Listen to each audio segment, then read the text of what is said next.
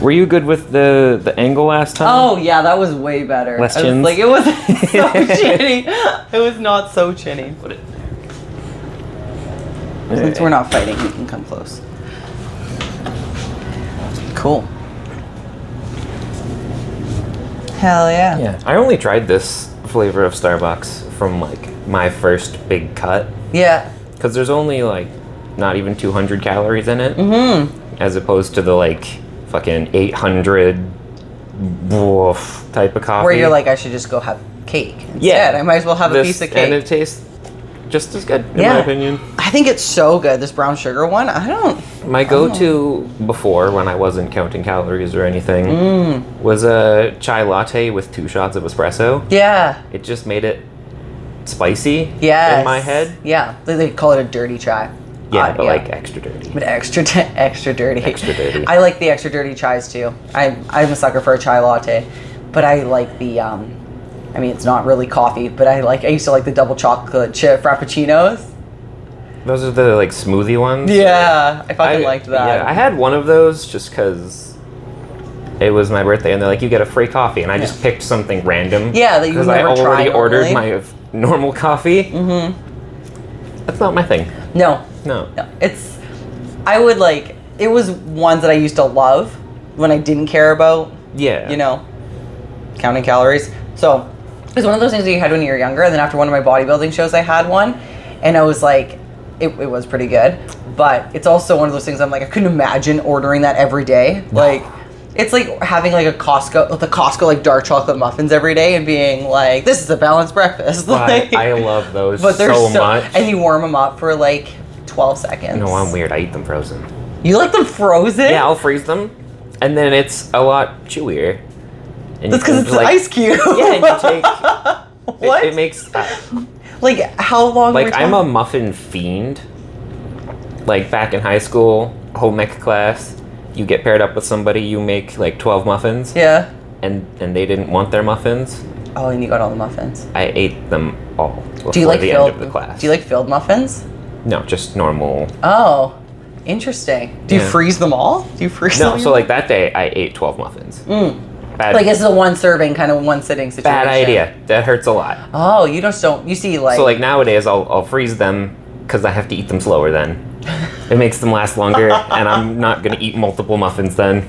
That doesn't taste better. You're just mind fucking yourself to That, sit there yes, longer. but I also just- You're like, I gotta get through this frozen block of. Yeah, but it's like, you know, some people will leave out gummy candies because they get slightly harder and a little more stale. Yeah. But make it muffins instead. Okay. I'm in no position to judge because I'm actually upset that I'm admitting this on camera. My favorite thing are, you know, those like fucking banana candies that the dollar store The and marshmallow ones? Yeah, Yeah. I like cracking the bag and leaving them a little bit so they get stale. Those are some of my favorite candies. I used to love those so much, but now just artificial banana flavor just doesn't do it for me. Oh, really? Do you like artificial fruit flavor in general? In general, yes, but there's some that I don't. Like grape, Yeah. banana, not my thing. Oh, really? Coconut, no. No bueno. But you like the real thing though. Like you'll eat like. I'll eat real bananas. Yeah. I will eat grapes. I typically avoid coconut. Do you don't like coconut flavored chocolate though? Not my No. favorite. No, Like I'm getting used to it, Yeah.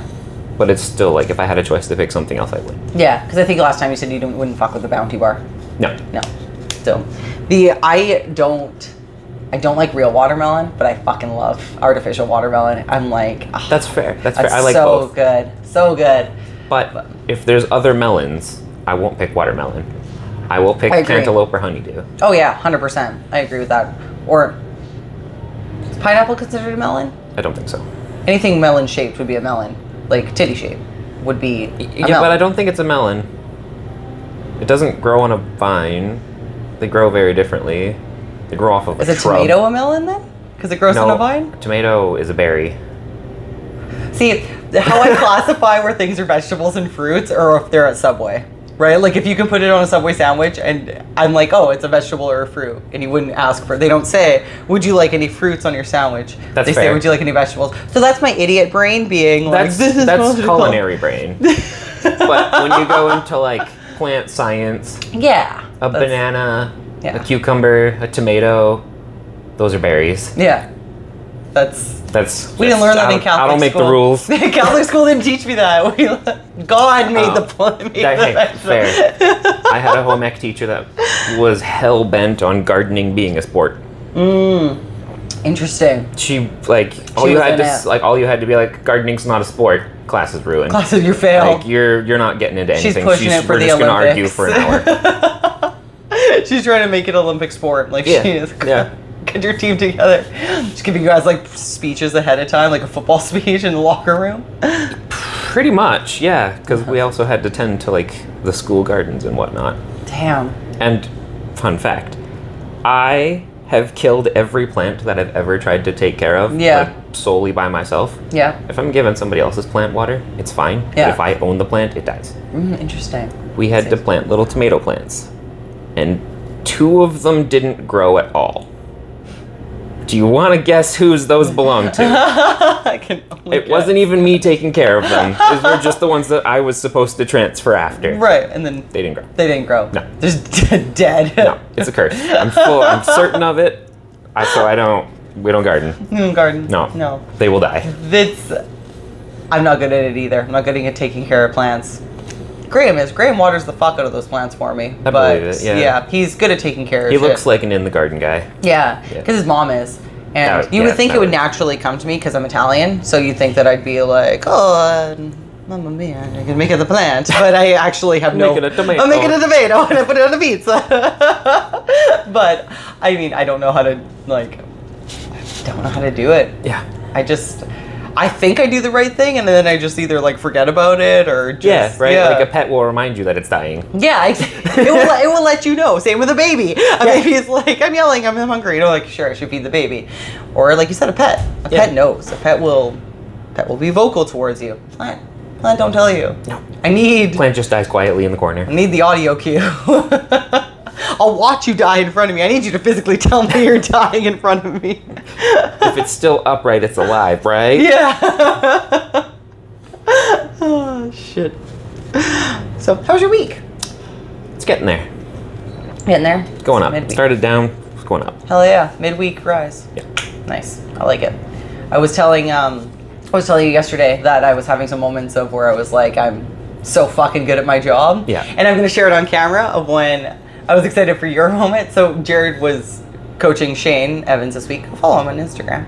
On deadlifts. And I watched the very first deadlift Shane did. And then later on into the workout as you made corrections of him fixing his deadlift.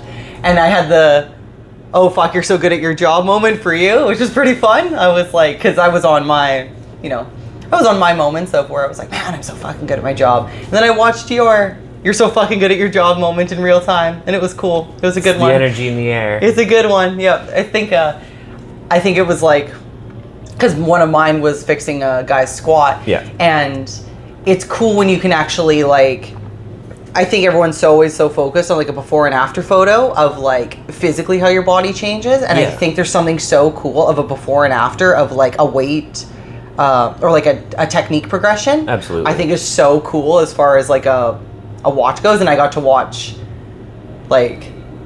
yours in real time. And I thought that was a good one. I love making content like that too. Yeah, right? You It's just show fun. that it's this, and this were wrong. Yeah. This, and this are cues, and this, and this is what it turns into. Yeah, it's cool to watch it, to just see the transformation. And it's funny because people do a 6-month or a year transformation of their body shape, but I'm like, put up one of your squat transformation. That's a cool one, or Yeah, whatever. and it's it gives you more opportunities to celebrate smaller wins along the bigger goals path. Yeah, absolutely. Yeah, so that was a fun one. That made my I'm on my high of my week, so I will see what happens tomorrow. But as of today, I feel great just because I thought it was a fun week at the. Well, it's only Wednesday, but I thought it was a fun week at the gym this week. Everyone was just working hard and in a good mood, and you were doing good coaching, and I felt like I was doing good. It just felt like a good week, End of summer vibes. Yeah, I think it was just good. It was just a good week. Yeah. So we'll see what happens tomorrow. I could be a piece of shit tomorrow. We'll never know. Well, they won't know, but you'll know. I'll know. Mm-hmm. They'll find out next week. Yeah, exactly. Yeah. Yeah. second half of my week, though, is going to get busy. Yeah. 'Cause the first half got clustered with dumb problems, so now I have a lot of catch up to do. Yeah. I don't have the weekend to catch up because I got to go to Armstrong Yeah. to support the novice provincials. Yeah. So it's gonna be busy, We but will be there cheering on too. The yeah, it's always like it's a nice idea to have weekends to catch up, and then Yeah. it just like doesn't seem to happen. Like no. it's Like, running. I like to have Saturday morning, so I'll get up at my normal work time for Saturday, and then I got like 2 or 3 hours just fully isolated because nobody else wakes up on Saturdays. Oh yeah, And then I come here and coach a little bit, and then I'm done. yeah. It's That's nice. good. And you can catch up on all your shit for the rest of the day. Yeah. Which is good. Yeah. Yeah, I like had the before, I think when it sounds really silly, like voicing it out loud, but it was like weekends I had more time a little bit before. I mean, mind you, I had a little bit more like staff before too, but I used to live in an apartment and it felt like my like chore list at home was just so much smaller, and now living in like a house with like a backyard and all that stuff, I'm like, Yeah.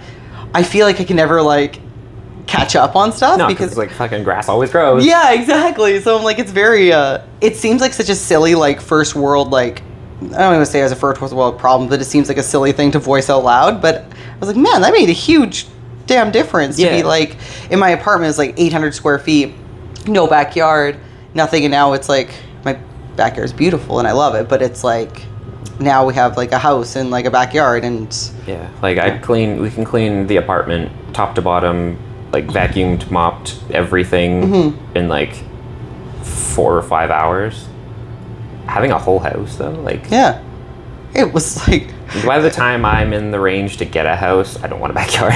no. That sounds bad. I just want a porch and that's good enough. I just want to be enough of a baller that I can pay other people to do all my shit for me. Yeah, like, Yeah. Get a landscaper. Yeah, I need a landscaper. I need like I want a Watch the guy hot to pool follow. boy clean everything. Yeah, Right? exactly. Yeah, I want Maintain like the hot tub. yeah, I want to be like an old wrinkly leather wallet and have some like 20-year-old like pool boy come in from Brazil or something like that. But yeah, that's like I think that should be everyone's goal is to get a 20-year-old pool boy. I think low-key it is. What's we, that? We don't all say it out loud. Yeah, but I everyone's think, thinking I think it, it's right? everybody's goal. Yeah, that's what everybody It's wants. pretty unanimous. Yeah. So it's it's like it's takes a lot more work than I gave it credit for, but I do really love it. But it's it's one of those things that I'm like, man, I need to like I try to use my weekends to catch up on business stuff too, and then I just have to try to figure. It's still like trying to manage what like my priority list of things, because I feel like Yeah. everyone feels like that in life where you're like, I don't feel like I'm ever going to catch up. And I think that's just life. I think life, you just Yeah. always feel like you're just never going to catch up. Pretty much. I think that's how it is. And then we all die. What I've been working with my business coach is setting priorities. Mm-hmm. So what we're gonna go over tomorrow, actually, in like a much deeper session, is laying out the priorities to make today a successful day. Yeah. And get that done before noon. Yeah. So then everything else, the rest of the day, is just a bonus on top of. Yeah. Right. Get the sales done. Get the outreach done. Sure. All Yeah. the follow-ups and all the back end stuff that is easy to skip over. What Yeah. screws you over like 90 days from now. Yeah. Yeah, Absolutely. get all that done every day as like number one. Yeah. And then it doesn't matter what you do with the rest of your day. Yeah. It's all just pushing forwards in whatever direction you feel is most demanding. Yeah, for sure. And I think that's like, because it feels also good to have like, I think my problem before used to be I would look at like, and I framed this differently with training too, of where I would look at everything as like, oh, I have to do all this shit, and it felt very overwhelming. Yeah. Whereas like if you just look at like one task at a time, being like, because checking shit off feels good. Yeah. So then you're like, okay, well this is done. Well, at least like whatever happens now, I know I have these 3 things accomplished or whatever, right? And I think my biggest thing was like time management. Like I think that's something I always kind of struggled with. Yeah. Was like I understand like things come up on a daily basis, like you can't control like who like walks into the business or who calls you or whatever, what surprises happen. But I think my biggest thing was like the time management thing, and so I'm trying to get better at Yeah. like designating times for certain things to get that done. Time blocking. Yeah. And so yeah, fun stuff. Yeah. Management. I'm so bad at it, but we'll get there. We'll get there. We're We'll get working on it. So what do you want to talk about this week? Okay, so last week we talked about embarrassment, Yeah, that was fun. failures, all that sort of thing. Sure. So we'll flip it, Yeah. and we will go success stories, highlights, things that you were happy with, proud of, just the big moments throughout either the career, lifting, sports, what have you. Yeah. Cool. I like that. Ooh, you want me to start or do you want to start? If you need a minute, I can start. Yeah, you go first. Sure. Okay, so when I first started lifting in a gym, let's say this was about a year into it. So I still was really tiny. I was like maybe cracking 125 at that time. But my strong point has always been really good range of motion on all of my lifts. So I would like ass to grass a squat every time, no matter the weight or the amount of reps. It's all the way down, all the way back up every rep, right? And I put this in the same category as like the big guy in the gym genuinely telling you that he notices the progress you're making. Yeah. Not just the in passing, oh, looking big, bro, right? Like a genuine, like, you're doing great, keep up. And this dude comes over to me mid-set, and he's just waiting off to the side, so I finish what I'm doing, re-rack it, and he's like, hey, I just wanted to let you know that you've fully inspired me to basically restart my squat, pull the weight back, and actually get like a full, proper range of motion and build back up. Oh, cool. He's like, I didn't think it was necessary, because nobody else does it. Everyone's half rep, and I thought that was just the way to go. But seeing you come in every day, I was doing starting strength at the time, so you squat at the beginning of every workout. He's like, it's inspired me and showed me that this is a better way, because I've seen the progress you've made. You squat more than I do now, with more reps, with more range of motion, and you're smaller than me. So, like, I rode that high for years. Yeah, that's a good one. That's a cool one. Yeah. That's like because when you're doing, you don't really like think about. You're like, this is just what. Yeah, I was like, this is just what I do. Yeah, but like, it's cool because it goes into that compliment of you never know who's watching until they like, or what they're getting out of it, right? Like, I think it's one of those things that when it comes to like inspiring somebody, you just don't know what it is. No, you have no idea. And that's a good one. I like that. Did he ever talk to you again after that? No. No. Okay. I was like, did you see his progress in the gym, or like I wondered if you had follow-up conversations? Yeah, because that happened. I'm pretty sure he was older than me, so if he was in college, it would have went on break, or he finished his degree or whatever he was doing. Right. And then summer happened, so I was out of town a lot, and you come back when the next school year starts, and I don't ever saw him again. Cool. But just that one day. That's cool. That's a good thing to like resonate with you. Yeah. That's a cool one. I like that. Okay, well, I guess I'll first start my like success story stuff with, I think, I won't narrow it down to like a single person, but I think it's just something that you and I can agree with. Of someone asked me before what I like selfishly like about my job. Oh no, not this again. What I selfishly like, and I'll put you into this category too. If you don't like it, then you can just tell me off camera. Okay. But right now, off the record. Honest, on the record. On the record. The thing I selfishly like about my job is I get to feel consistent highs more than other people do at their job. So like I'm that sometimes we're that person, like that thing in that person's life that's like, they can tell you they didn't want to come to the gym that day, or they had a shittiest day at work, or their ex, I mean, hopefully not their wife or husband or whatever, is being a pain in the ass, like, and then they come here and they feel so much better. Yeah. And they tell you that, and that makes me feel good. So technically that's selfish.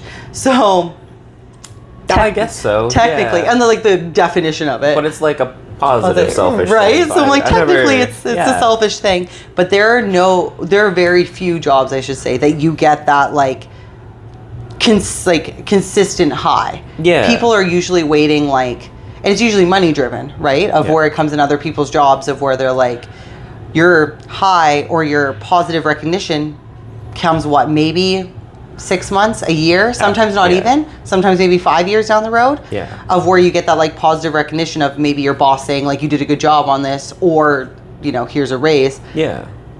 We get that way more consistently. So it's like there's something really cool to me about the power and the control that we have of where someone was like, my fucking life is in shambles and I came here and I feel so much better. Yeah. Like that's a really cool life that I guess I get to live. So it feels like a lot of like rewards to me, or when I feel like also a trainer's kind of like a hairdresser, like people like open up to you about their shit. Yeah. And so I always feel good of like being in that person's corner just for even an hour a day, Yeah. or 3 hours a week, or whatever it happens to be.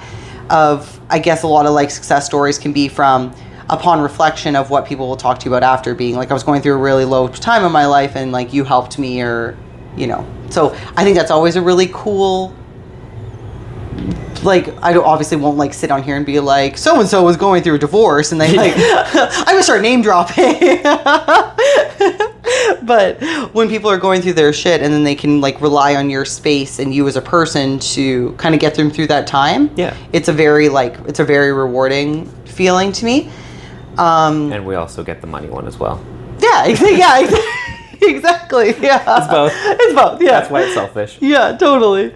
So yeah, so one of my favorite client success stories was I had this guy that has cerebral palsy. All right. And he came to me and was like, every single person has like said no to me. Like he's gone to different gyms, different trainers, no one would take him on. And he's like, I think powerlifting is so cool. Like and I was like he could barely like use like a cable. He couldn't get a bar on his back to save his, like he couldn't even get his arms back there. Yeah. His like arm doesn't lock out. Like honestly, there was no fucking way. And so when he came in, he still tells the story. I guess I was doing cardio. I like come off the equipment. I like give him like a sweaty handshake or whatever. And he's like, everyone else said no, but will you like take a chance on me? And I was like, sure, but you're my guinea pig. Like let's party. And so I was like doing different research on like cerebral palsy and lift. There's nothing. It's like cerebral palsy is like you lift bands and you do like that kind of stuff.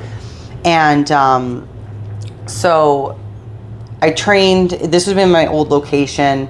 I trained him to get capable enough to lift a bar. Mm-hmm. And then he was like, one day I just want to lift a plate. That's all I want to lift is a plate. And I was like, hey, fuck, like I'm gonna try my goddamn best.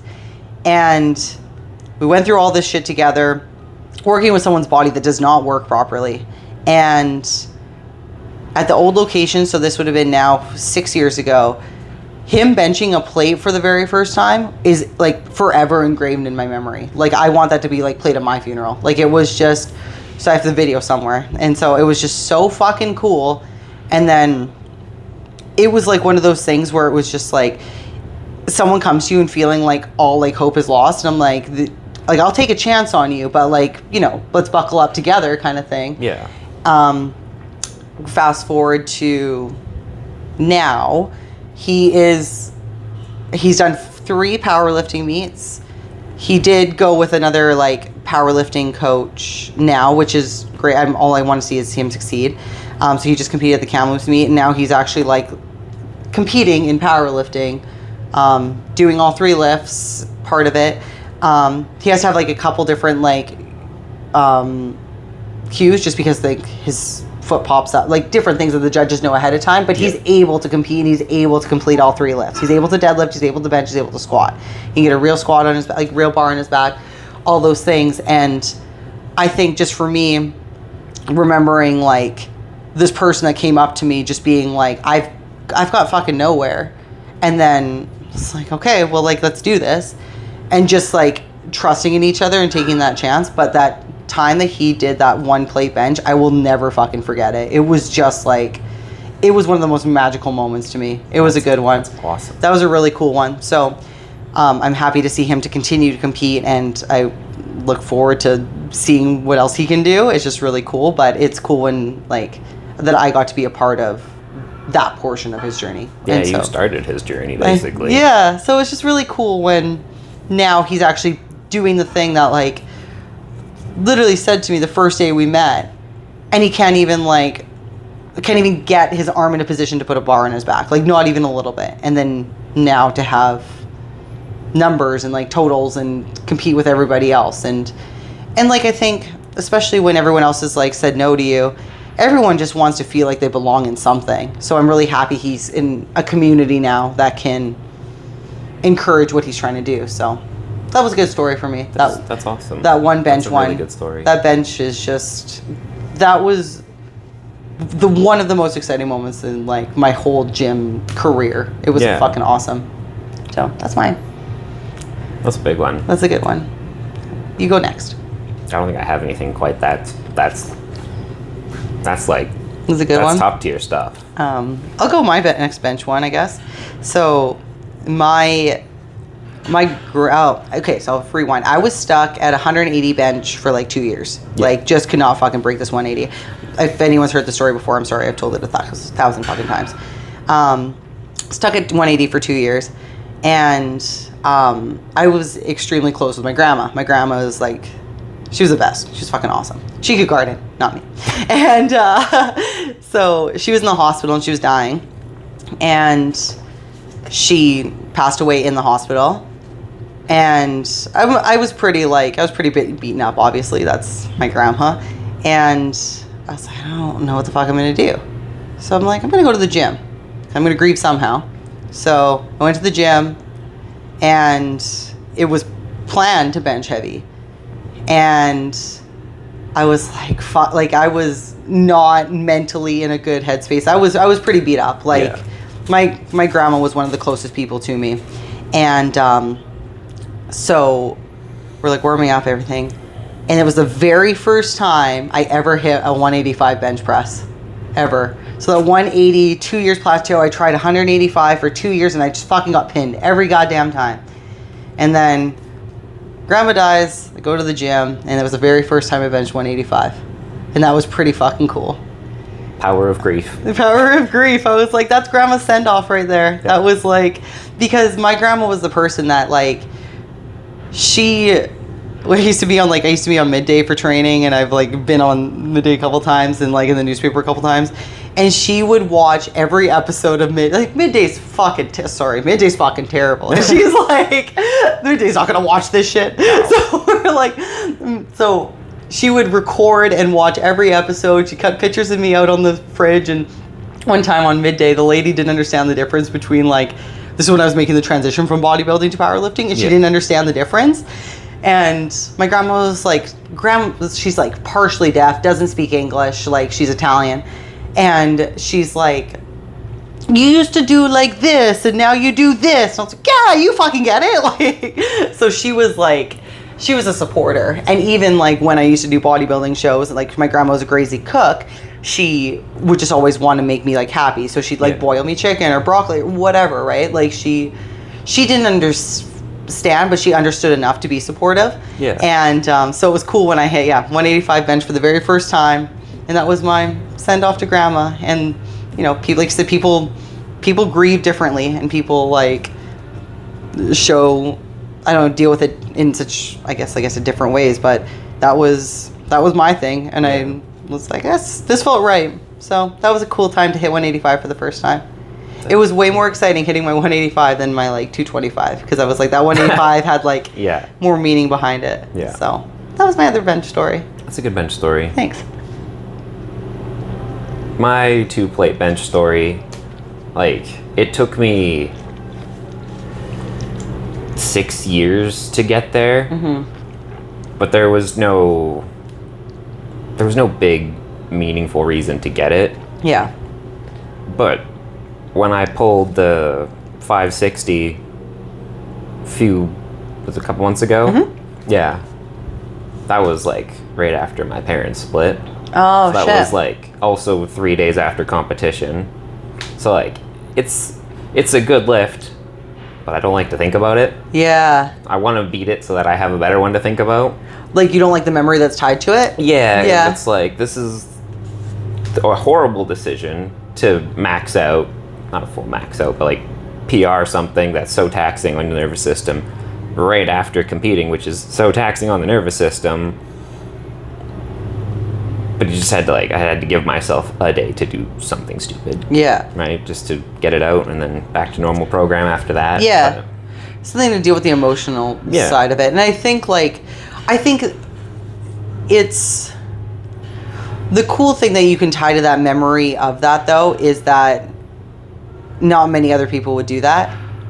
And that's yeah. a pretty cool, like, edge to have on that, of to be like, I don't know, I feel like people would have sat and, like, wallowed in their, like, sadness about it. Yeah. But instead, like, you challenged yourself, and I think that's a pretty, like, cool spin on it.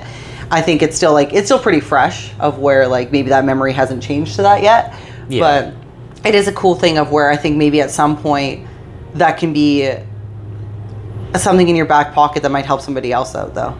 Where it's like, you know, That's a good perspective, yeah. Right? So I think that's, because, I mean, something like that, I obviously can't be in, like, you're obviously allowed to feel however you want to. I don't know what that feeling specifically is because I can't feel that. Yeah. But you telling that story, like, actually gives me chills, because I'm like, that's something that I could, like, I get motivated by, or, like, can relate to, or, like, you know, have, I guess, a lot of respect for that. Yeah. So, like I said, it's off program, sure it's tied to, like, a bad memory, but it was like, what was what you needed to do that day in order to deal with, like, what you're going through.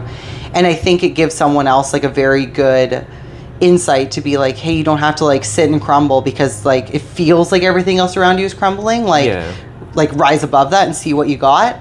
And I think, like, when it, like, faced with moments like that, people are so much more capable of great things that they just don't know. Yeah, it's kind of like the Eddie Hall deadlift. Yeah. Where he had to, like, get hypnotized into thinking his kids were in life and death danger, and that's how he pulled it, right? Yeah, exactly. It's that, but real. Yeah, exactly. That actually, like, felt like it was actually happening to you. So I think it's a pretty, like, I don't know. I think it's a pretty. It doesn't probably feel like it right now, but I would almost classify that as, like, a success story. That's fair. Yeah. That's fair.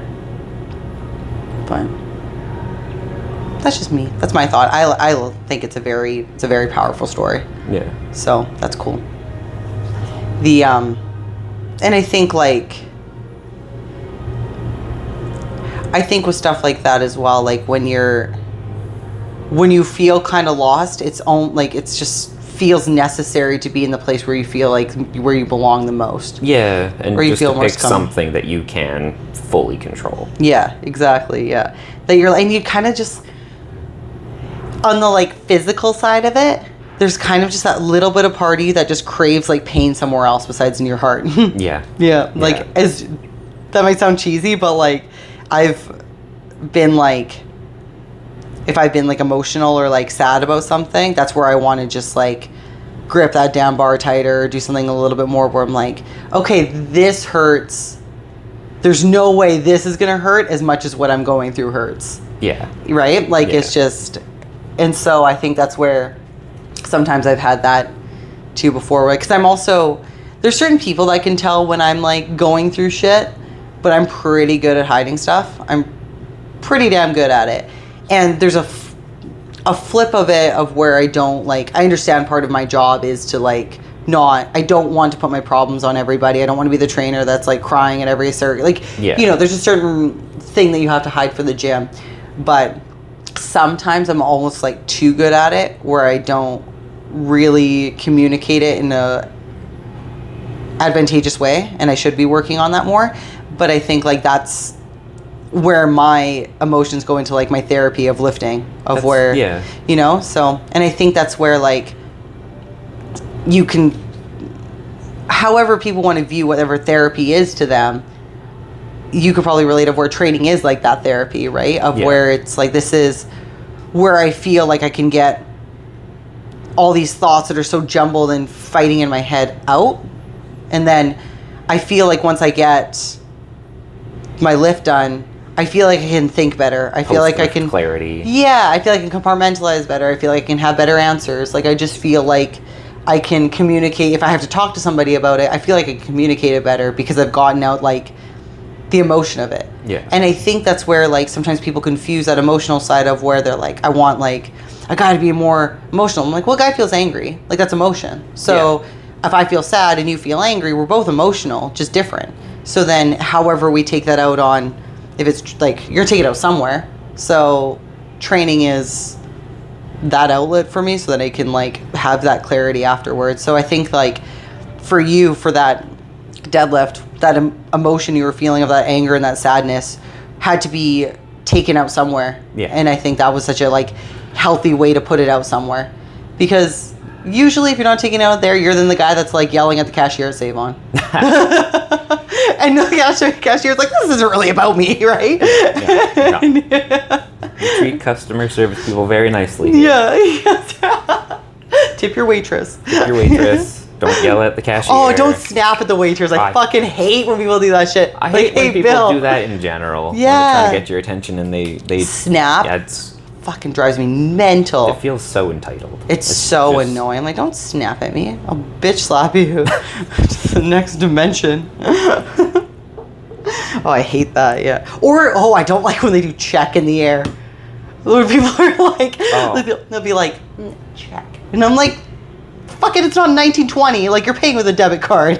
I can understand. That feels a little better than snapping, though. That's just it's them better than trying snapping. to, like, rather than like getting up or yelling across the restaurant, just to let them know that they're ready. This is probably just me going to pet peeves now. Maybe. Like, this is me trickling down to like, you know what else annoys me about people at restaurants? The ones with kids that run around. Yeah, exactly. Exactly. Why are your kids at the keg? Take them to Denny's. Like, yeah, or at least just raise them well enough to sit at the table. Yeah, and if they can't, McDonald's has a play area for a reason. Fucking put them in there so they can like lick the plastic on the walls and whatever in there. Like, yeah, the plastic's so sticky in there. it's so disgusting. sticky. Yeah. It's not like a smart thing to go there and as adults, I don't think. No. Well, not us because we don't have kids, so it's probably really weird if we were there in the first place going in there. I had younger siblings. Like, I've been 5'8" since I was like 15, 16. So I could fit in there at that time. Yes. So sometimes, you have your like 3 or 4 year old sibling and they're like, help, I'm stuck at the top, and they just won't come back down, so you just have to go and like throw them down the slide. Yeah, I don't know. I don't want to see what's in there. It's gross.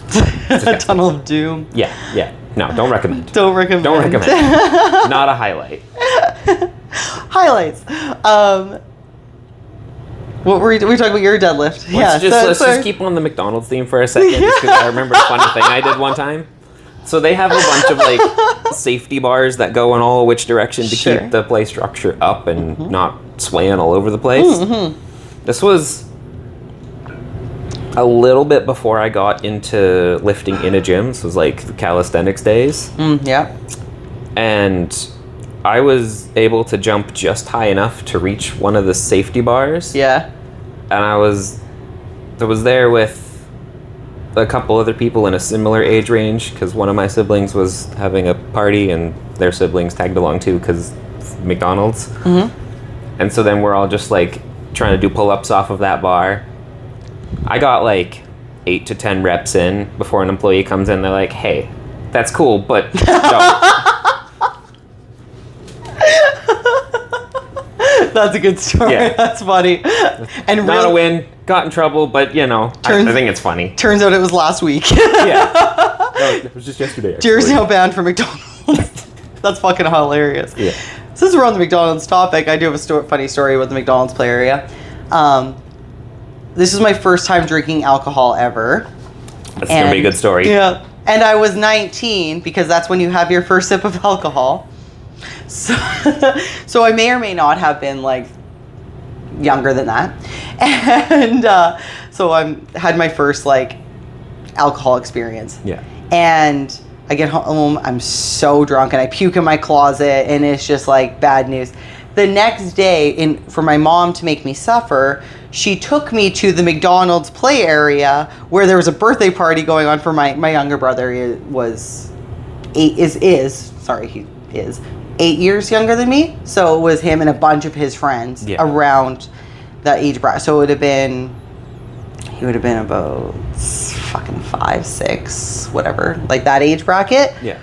Oh my God. So I'm sitting at like the fucking table and I'm just like puking in like a little like Happy Meal box, and I'm like sitting at the table like this because it's so fucking loud because all these kids are screaming and I am so hungover. And I'm sitting there like, this is the worst punishment in my entire life. Kind of justified though, honestly. Yeah, for sure. About it. It's hilarious now, but at the time I was like, oh my God.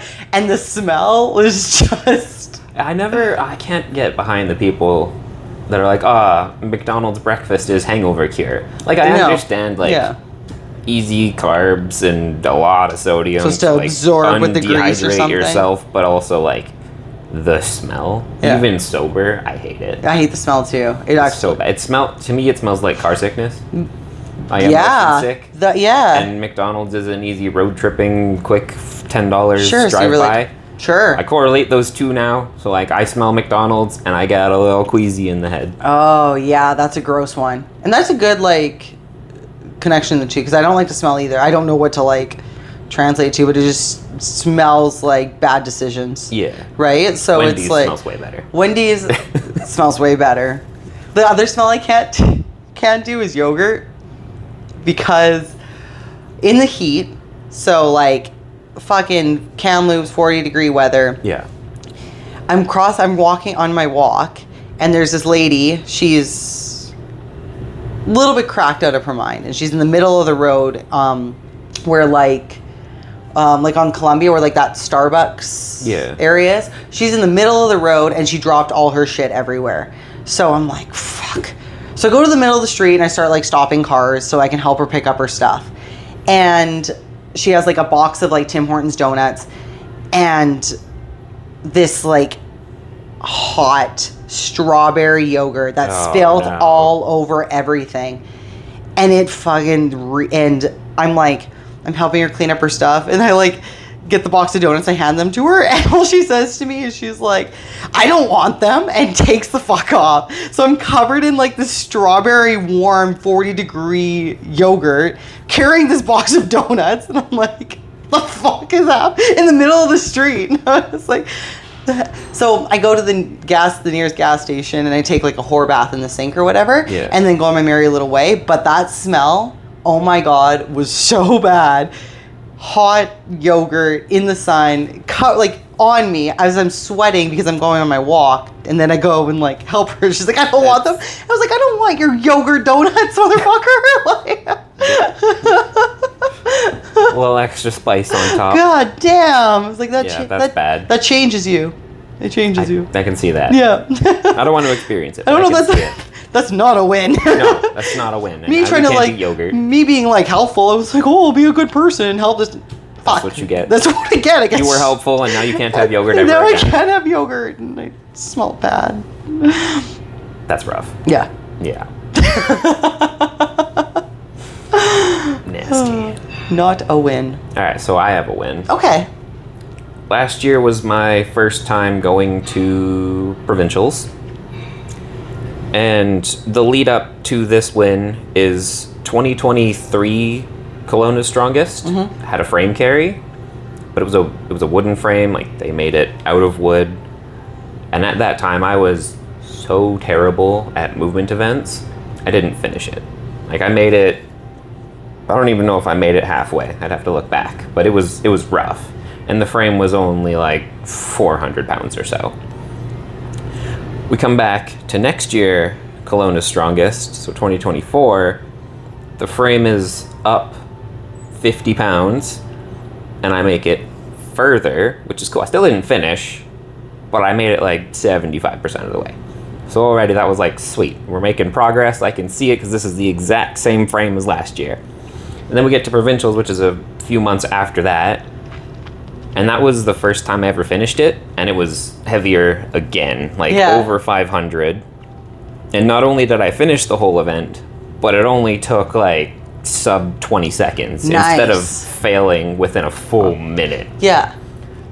That was a big high. That's a good one. That feels better, and I enjoy thinking about that more than the fact that I got third place. Yes, right. For sure. Like, the goal was to go there on podium, but finishing that, which I'd struggled with for other comps way before it too, that was a huge highlight. That's fucking cool. That's a really good one. Yeah. I like that. Because I always like, I think about that too when I watch like either strongman or powerlifting or other sports, I guess, in general, that you're like, you know, the announcers announcing your weight or whatever it is, but you never get like that real backstory behind it. Like most, you know, who would remember the failing of it, or like not many people as much as you remember it, right? So it's always cool to be like, that was... If I remember correctly, he was either a judge or an MC either time. Mm-hmm. And he'd been at a lot of my competitions since I very first started. So when I got third there and I finished that, he personally came over and he's like, in the last, like about 2 years at that point, he's like, watching you go from struggling on that so hard to finishing it and now being the third best in the province is wild. That's fucking cool. Yeah. That's a good one. I like that story. That's a good one. Thank you for sharing that one. Yeah. I like that. I guess my next one, mine's a business one. So I'm not going to give like exact time frames. It's just going to be like going to tap myself on the back for this one, I guess. Because I did have like a memory of it come up. So I guess it's fitting to this story this week. But with the gym, and currently it's going awesome. Yeah. Obviously. But there was a point, like I said, I'm not going to give exact time frames, where I was going to have to shut it down. Yeah. Because it wasn't going to work. And I had a plan to I had a couple jobs planned just in case. And it was going to be like, I was fully going to have to shut down, especially with that. I wanted to stay here, but with the rent increase, I wasn't going to be able to afford it. So I was going to have to find something smaller. Nothing was complementing what I wanted to do, and I felt so mentally defeated because I was like, man, maybe this isn't meant for me. Was one of my thoughts, because I thought I was going to be at that time so much far longer in my business than I was, and so I was like, I really thought I was going to have to shut the place down. Yeah, and was very close, and then I had some reevaluating of business and structure and what I had to do in order to grow. And the change around was so awesome and so fast, and took off faster than I expected it to, which is awesome. And now there's no chance in fucking hell I would shut this place down. Because even when I had the thought of shutting it down, I was like, man, maybe I should move to a 400 square foot, 500 square foot place, have just a squat. I tried to go through every possible scenario. Yeah. But the reason I'm bringing this up is I put it together an account for me for Indeed to put my resume and stuff up so that I could get a job to work part-time again. And I just had an email a couple days ago being oh, you'd be good for this job, and it sent me what the job was. And I was like, fuck, I couldn't imagine having the time right now. First, I don't have zero time to do that. And I was like, but there was a possibility that was going to have to be your life. And it was just such a crazy reminder that I was like, oh man, you're rock bottom. You were going to have to, this is my baby. And so I was just I felt like I was giving up on a kid. It just felt so weird. And so it was a weird feeling to look at it and being man, I can't believe that was even on the table, to now being all I see for this place is growth now, and hopefully sharing with more, because I think the people we have here are awesome. So hopefully sharing that with more people and getting more people here. But, it was just such a crazy time to think of oh, this was it. And to go to that story, there was a girl I was talking to in Ohio, and she was going through some major back problems and stuff like that, and not being able to compete, blah, blah, blah. And I think I told the story last time, and but she ended up being able to compete again, won the overall at the competition she was in, which is awesome. It was a big deal. I sent her a message of congratulations, and I looked at her previous message, And our previous message was trying to figure out how to get me to a different location to work. And it was a crazy step of being like, this girl couldn't lift. I was like, what the fuck am I going to do with my life? And then now she's winning overall, and I'm like the happiest I've been with my business. It was just very cool to see that, like... Yeah, you get reminded of the full timeline. It was really interesting. It was really powerful. Yeah. Just be like, damn, like that's... It's weird because things like that always feel like a lifetime ago. Like you just feel like a different person at that time. Yeah. And then you look back and you're like, that wasn't in hindsight that long ago. And then you see it and you're like, oh, damn, okay, cool. So that was I would call that feels like a success story to me. Yeah. A win, if you will. So I don't have one as big as almost shutting down things, but when I worked at a different gym, I was really trying to figure out how to set up other avenues to make more money because it wasn't working and it wasn't growing the way I wanted it to. Yeah. And I was going back and forth with different ideas, being like, okay, so I could do this, and this, but it's way too time consuming, or I could go this other way, but I don't actually have any active leads for that avenue yet. Right. And just bouncing all over the place, trying to figure out what the next direction is going to be for my own personal growth and business growth. Mm-hmm. And to have the guy who was coaching me for Strongman is Kyle. He owns Ronin. And he just randomly reached out to me in the middle of the week. And he's like, no pressure on this, but I want to grow my team. Mm-hmm. And I think that you're going to be the next step in that. So if you want to come on as like an apprentice, because I hadn't done proper strongman coaching at that time, just general gen pop strength coaching. But he's like, I watch your content, I see your growth from coaching you and how you leave notes and correct things and all this, like, you know what you're doing and you can get there very easily. So if you'd want to like join the team as the second coach.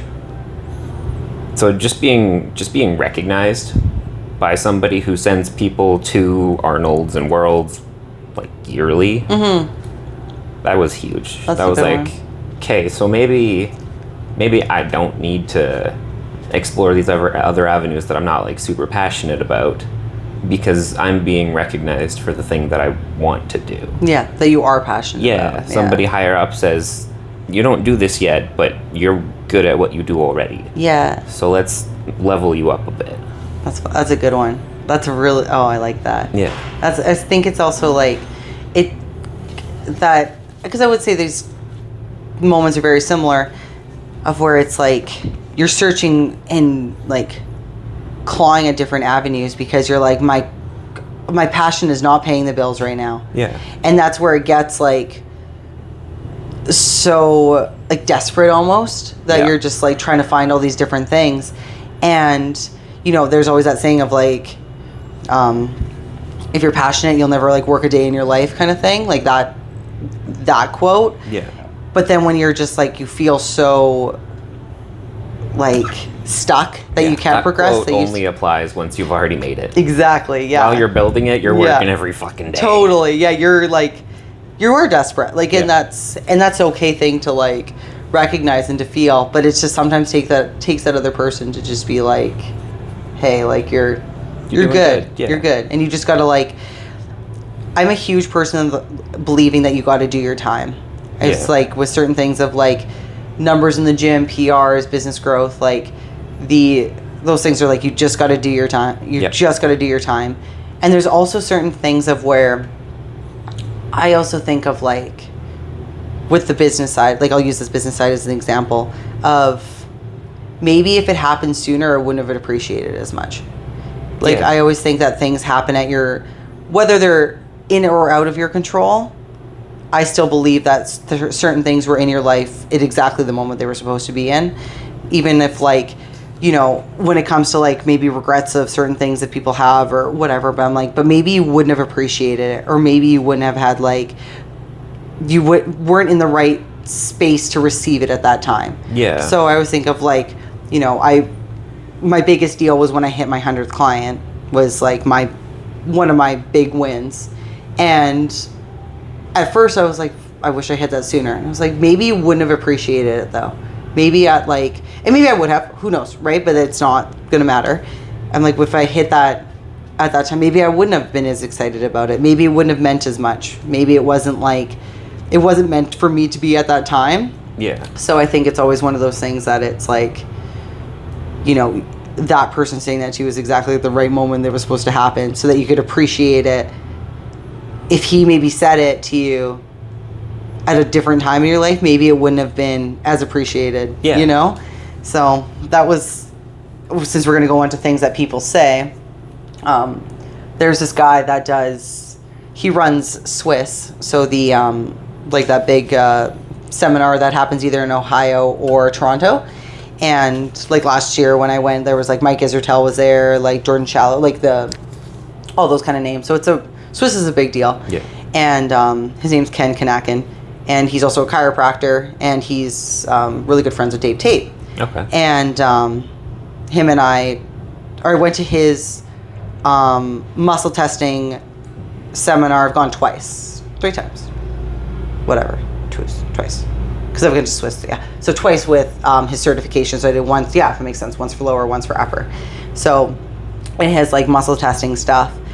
And so I went the first time. It was a great experience. I learned a lot. It was awesome. I was like, I need to go back again.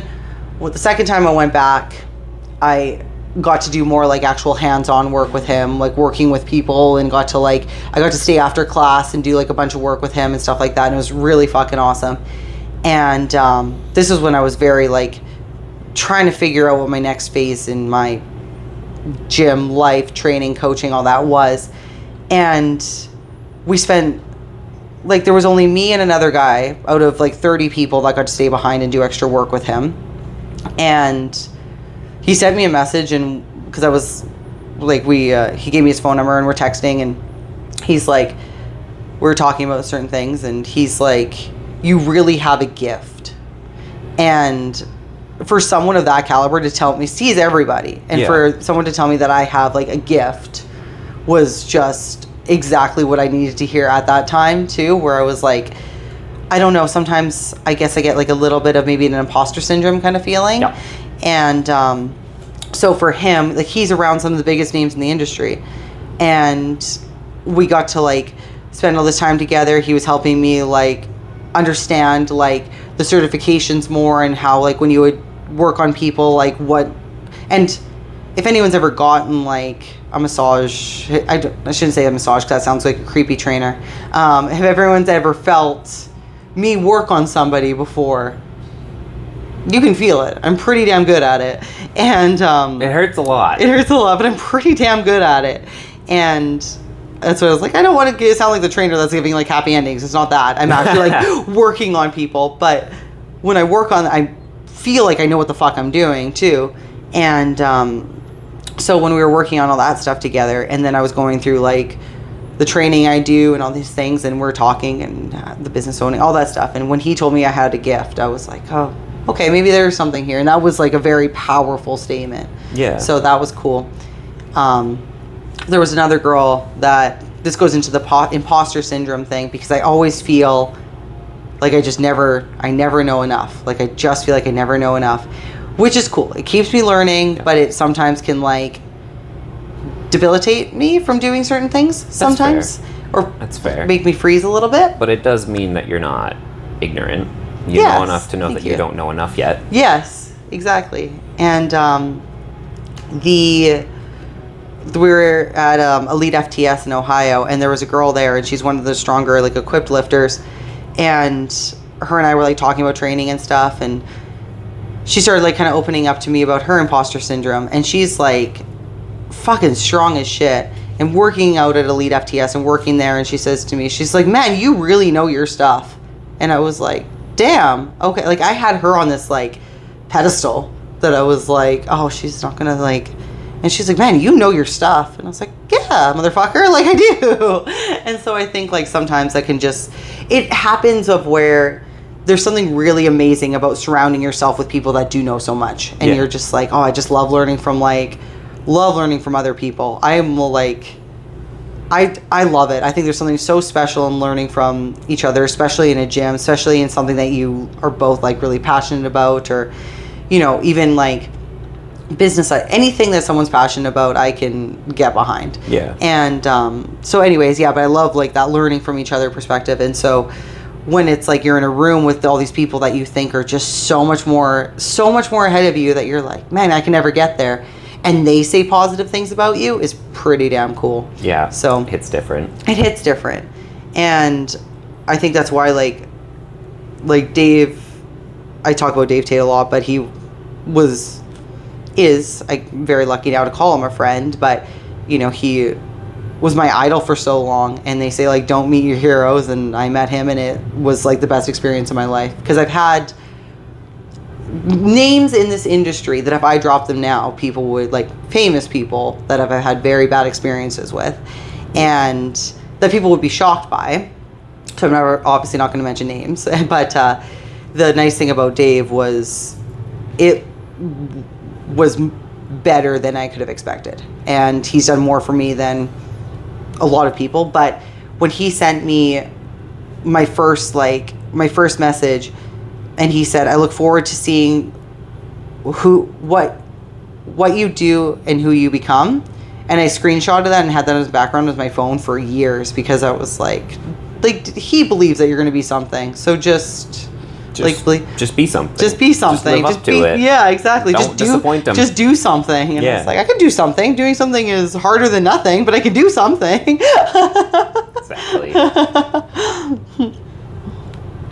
But yeah, I think it's always those things that, you know, I think about. I wonder if there's, you know, things that you say to people that you're like, I wonder what it is that like resonates with that person. Like, I wonder what it is of that time of where like they need to hear things. So it's always and you never get to know when you actually hit that point for somebody until weeks, months, sometimes even years later. Yeah. Where they reach back out and they're like, off chance you remember saying this in fucking 2020? Yeah. And you're like, nope. And they're like, well, that's okay. It's stuck with me this whole time. Yeah. And I'm in a better place now because of it. Yeah, exactly. Like it's cool when it's something powerful, and I do even like when it's a cue. Like sometimes I'll have like random clients that message me that are working with other people, and that are working with like other coaches. Yeah. And they'll message me like, oh, I still remember like the cues that you give me, and I'm like, that's fucking cool. Like, it's cool to have like an impact on somebody.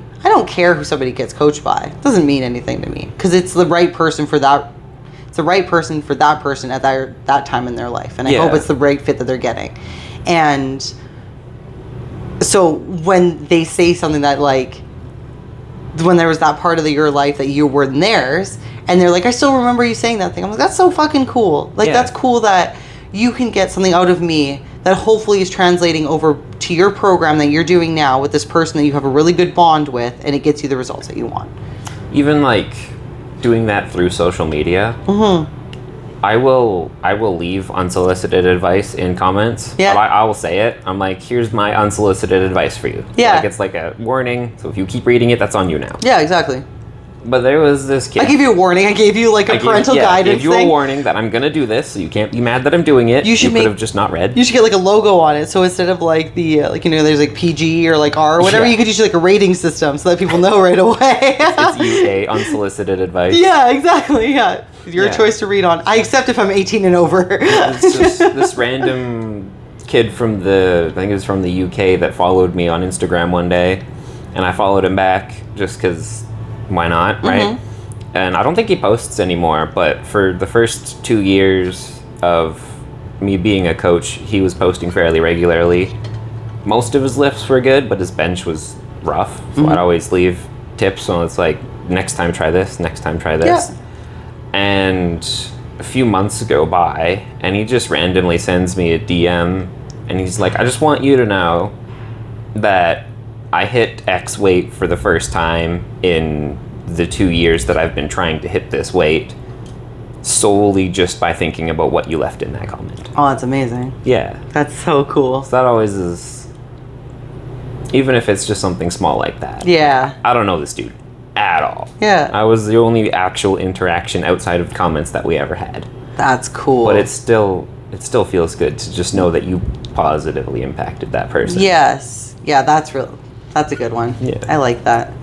It's cool to see, like, I don't know, that's kind of the powerful thing of, like, there's a lot of, obviously we can have that conversation all day of, like, pros and cons of social media, and I understand there's, like, negative stuff with this social media, but it is cool to be able to see you're essentially in people's diaries. Like, Yeah. it's kind of cool to see that. Like, there's, I don't know, I think there's obviously a certain side that I have to have for my business on things, but I also think it's really awesome to have, like, it's kind of just like a scrapbook in front of me. Like, there's, you know, I don't fucking want to make a scrapbook. It sounds terrible. So I'm like, I have that on my phone. Like, it's kind of neat. And it gives you, like, you know, that ability to have conversations with people that you might not necessarily have. Like, I think that's always the bonus of it. And especially for, like, I think I don't think the problem is with social media. I think it's what people want to get out of social media. I can see it. Yeah. Like, if we're trying to, I understand there's, like, a certain positivity that we get with, like, likes and follows and comments and stuff, but I think sometimes it can, like, distract from, like, the big picture of what's actually cool and available online. So I understand it's, like, it's an easy, like, dopamine hit kind of thing, right? But then it also can negatively translate over into, like, life aspects, because not everything, like, in life is like that, right? Is that, like, on social media. So I think it's cool to have the ability, though, to, like, you got to see this guy's, like, bench transformation that you get to help be a part of, because you're not fucking in the UK, you're here. Yeah. So it is cool for reasons like that. I think that sometimes people can, like, forget about because of the negativity that we see about things. And I'm like, yeah, there's negative people everywhere, though. Like, you just got to kind of find your own positive twist on it. Yeah. I'm like, it doesn't matter what you do. In person, online, somebody's going to be there to trash talk you. Yeah. There's always people like that. Yeah. There's just more rare people will say it to your face. And then that makes me like, oh, well, you're kind of a little bitch then. Yeah. So. Yeah. There was a girl that I put up I think it's actually, you know what? That's not true. I don't know if it's a girl. It's a person on social media that was like, I put up those photos from, like, Tracy or whatever. Yeah. And they went into me so hard through messages about how stupid my hair was. And I was like, okay. That wasn't the point of the pictures at all, my guy. You missed that part. I was like, okay. I was like, so you gonna buy a membership or what? Like, what, do you want me to introduce you to the barber? Like, yeah, exactly. I can't afford a hairdresser unless you buy a membership. Just spin it on them that way. That's awesome. That's pretty funny. I was like, that's a weird one. But it's like one of those things. I'm like, would this person come up to me and tell me how dumb my hair was in person? Probably not.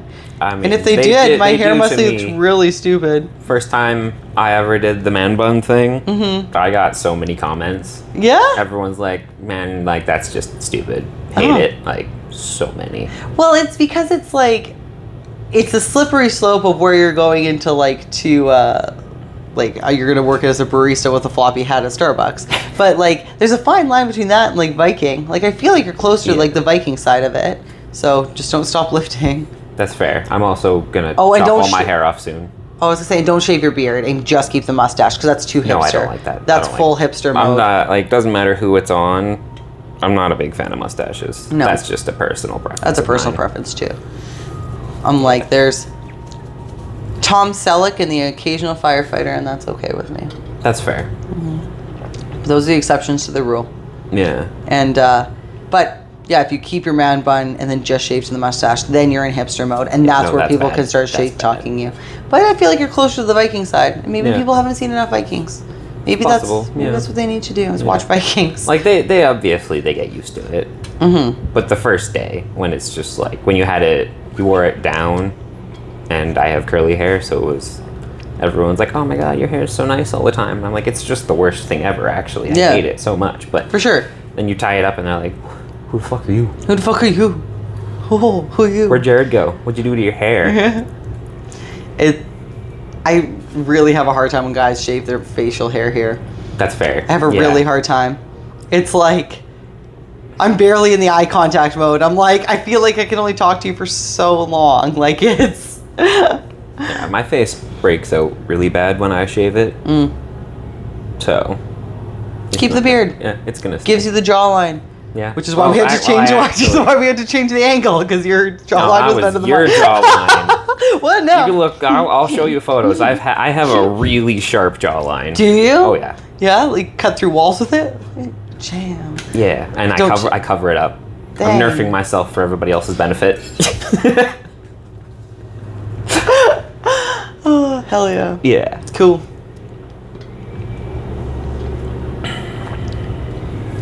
More successes. Let's do one more each. And then call it we could even do a part 2, I guess. It's got to be a big one. If we do a part 2, we wait till after nationals, so I have fun stories from there. Yeah, exactly. Yeah, that's a good idea. Yeah. You could do part 2 after nationals. If we do it like end of the year, maybe like a December, January. Yeah. Yeah. Just so that there's a good amount of time. Yeah, part 2. I like that for this. Stay tuned for part 2 of that one. Let's go one more story though. I don't want it to be a big one though. A good success. Feck.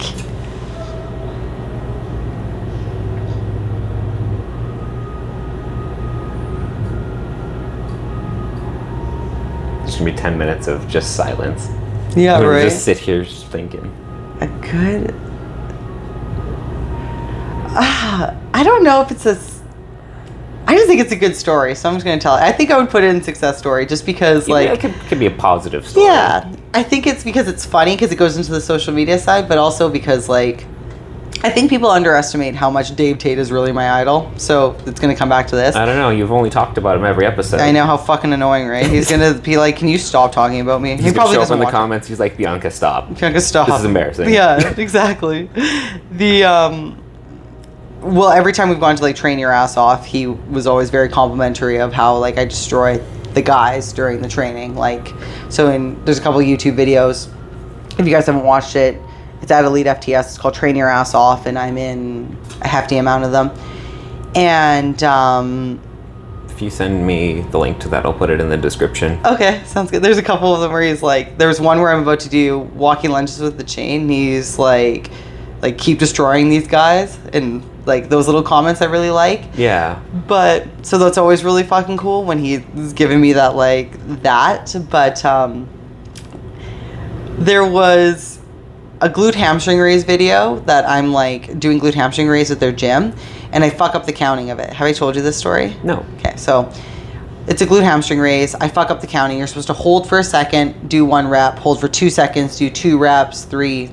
And I thought it was a second every time. So I thought it was 1 second, 2 reps, 1 second, 3 reps. So, but it was 2, 2, 3, right? Yeah. So I caught it really fast. Like I caught it at like rep 3. But there was a guy on social media that just would not let it go. Like, he commented on every fucking Elite FTS video. He sends Elite FTS a message being like, how are you dealing with this chick? And so there's a video of Dave Tate addressing me, or like addressing the conversation about me, Yeah. of like how he's dealing with this chick. And he's like, he does know she was there for like 15 minutes, right? Like she destroyed everybody. And at first I thought it was embarrassing that I was like, there's a video of me, like, because I don't know how to fucking count. Like, how embarrassing. But now I'm like going to take it as a win that I'm like, fucking, like, any advertisement is good advertisement. But also, like, the fact that he put like a video up of me specifically is pretty cool because it doesn't really like happen that often. Yeah. So I'm going to put that as a win because I think it's cool that there's a video of me on you, like, with my name of being like Bianca at Elite FTS. That's a huge win. So I think that's a good one. Then that also really just stands by the fact that he thinks you're good at what you do. Yeah. Gifted. Yeah. If he's willing to openly defend you Yeah. against some internet rando. Yeah. It was so weird. This person would just not let it go. And yeah, I think that was a cool the cool one to have because I'm like, yeah, that's fun. Fuck it, I like it. Yeah, I get into a lot of TikTok fights with people because they think they know best. Comment sections are just... Comment sections It are the just- funniest thing in the whole world. It's as I don't have TikTok, so there's It's the worst. Is it for worse though comments. than Facebook comments, YouTube, and Instagram? My YouTube comments are, I want to say 90 to 95% positive. Okay.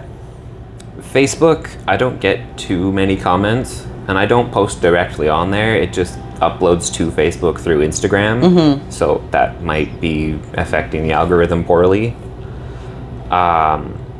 Instagram, I'll say it maybe one in every couple hundred comments are negative.